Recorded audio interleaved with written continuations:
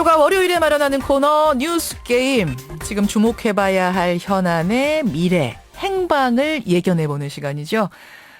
새해 첫 뉴스게임에서 짚어볼 문제는요. 지금 후폭풍에 휩싸인 이 한일 위안부 합의의 미래입니다.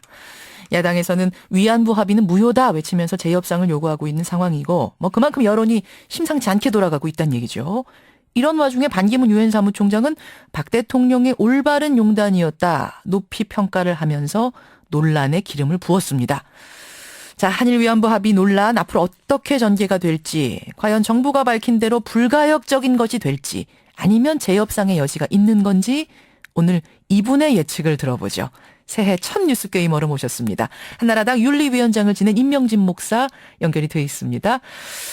목사님 안녕하세요. 안녕하십니까. 새해 복 많이 받으십시오. 네, 새해 건강하십시오. 네. 기분 좋은 인터뷰로 시작을 해야 되는데 지금 한일 위안부 예. 합의 놓고 논란이 거세지고 있습니다. 어떻게 보고 네. 계세요? 이번에 위안부 문제 협상을 어떻게 평가할 거냐. 이제 그 기준이 중요하다고 생각합니다. 예. 정부에서는 이게 잘된 거다, 이렇게 불가피했다, 최선이다 이런 얘기를 하고. 그렇죠. 또 야당에서도 이건 아니다. 또 시민사회단체나 당사자들 특별히 이건 아니다, 이런 지금 주장을 하고 있는데. 예. 이제 어떻게 이 문제를 볼 거냐라는 이 기준, 그거는 저는 박근혜 대통령 자신의 천명했던 원칙이라고 생각하거든요. 그게 무슨 말씀? 대통령은 예? 취임 초부터 이 위안부 문제를 가장 대외외교의 중요한 그런 전제 조건으로 삼고 지금까지 해왔거든요. 그래서 정상회담도 안 하고 그랬던 거 아닙니까? 그렇죠. 예. 서로 외국에서 만나더라도 냉담하기도 하고 그러지 않았어요. 맞습니다. 근데 이제 박근혜 대통령이 이제 취임 초부터 계속해서 했던 이야기는 두 가지 원칙이었어요. 하나는 피해자가 수용할 수 있는 방안이어야 된다. 예. 두 번째는 국민이 납득할 수준이어야 된다. 음흠. 이거 얼마 전에 11월 2일 날 한일 정상회담 때도 박 대통령이 직접 아베 신조 총리에게 얘기했던 그 원칙이거든요. 맞습니다.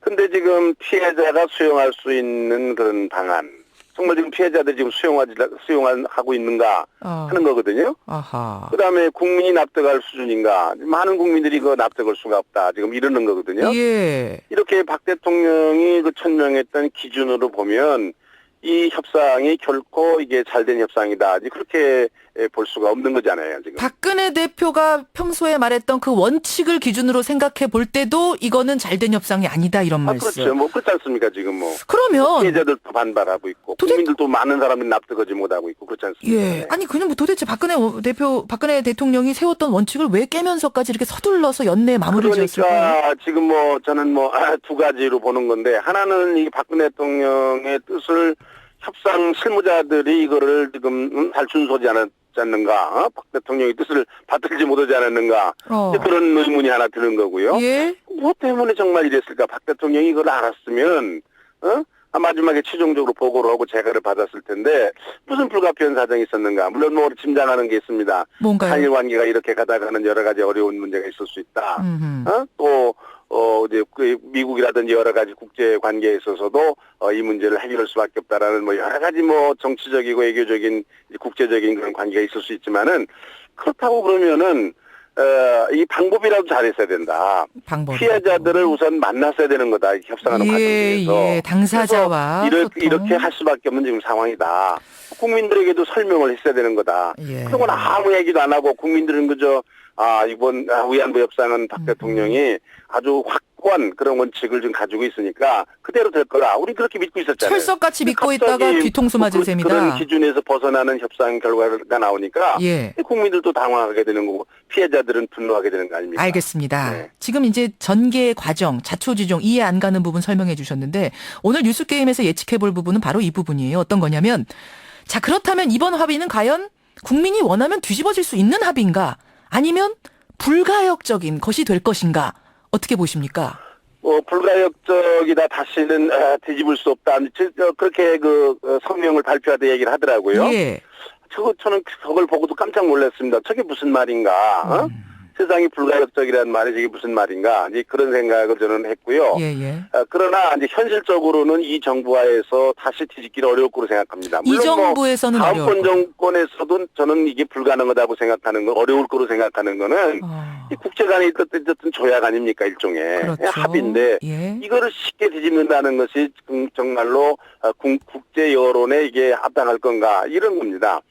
그러니까 이게 애당초 빨리 서둘러서 이런 타협을 하지 말고 예, 예. 그냥 한일 관계는 다른 부분은 그냥 풀어나가고 사실은 이 위안부 문제는 계속해서 가지고 갔어야 될 그런 카드거든요. 아무리 이게 미국이 도움이 압박을 되는 해와도 건데요. 이것만큼은 포기해서는 안 됐었다라는 말씀이세요. 절대로 이건 그냥 이렇게 쉽게 넘어가서는 안 되고 계속 가지고 가면서 일본에 대해서 계속적으로 이거를 압박을 해야 될 우리나라가 가지고 있을 수 있는 아주 유일한 그런 카드였는데 유일한 카드. 국익에 도움되는 일이었는데 이걸 쉽게 버렸다 하는 점에서 참 아쉽게 생각해요. 저는 이거 불가능할 거로 생각합니다. 다만 지금 국내 여론이 뭐 이러고 그러니까 이제 일본과 협의를 해서 예를 들면 최소한도 지금 위안부들이 얘기하는 위안부 피해자들이 말씀하시는 대로 아베 총리가 직접 자기 입으로 사죄하는 거. 아하. 찾아와서 일본 정부의 책임을 인정하는 거 아니겠습니까? 예.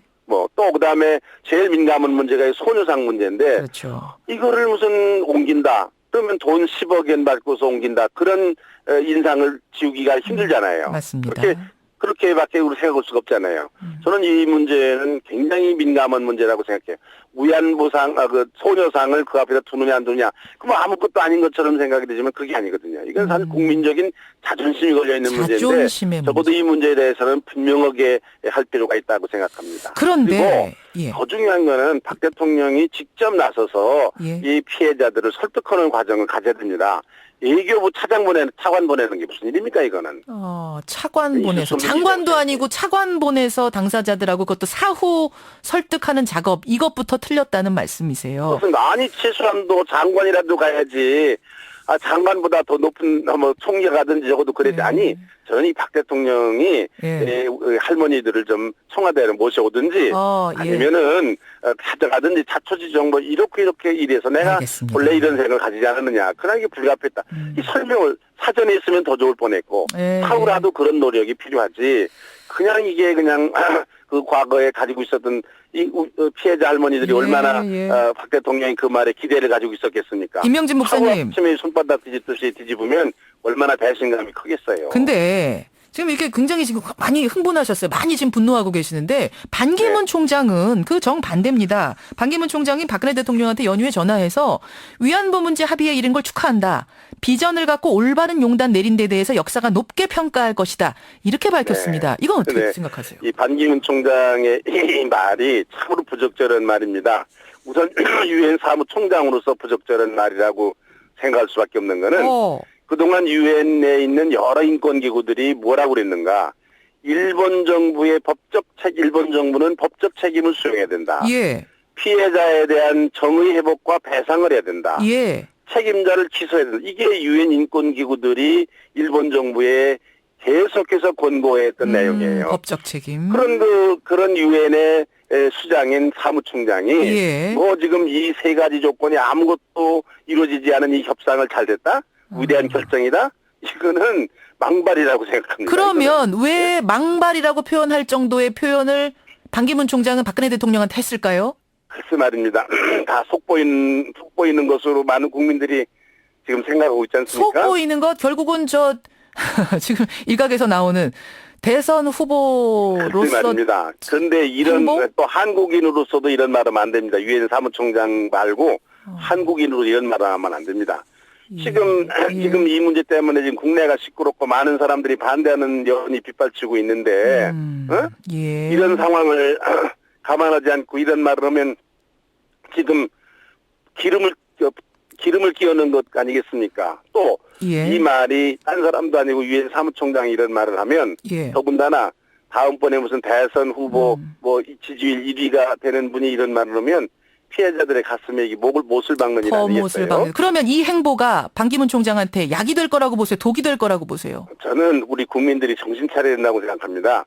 이와 같은 역사의식과 인권의식을 가진 사람을 대선 후보 지지 1위로 꼽는다? 우리 국민들이 정신을 바짝 차려야 된다고 생각합니다. 그 정도까지 생각을 하시는. 그럼 뭐 당연히 지금 이 대선 행보의 이번 발언은 당연히 독이 될 것이다라고 판단을 하신다는 건데. 네, 네. 알겠습니다. 여러분은 어떻게 생각하십니까? 반기문 사무총장의 이번 판단.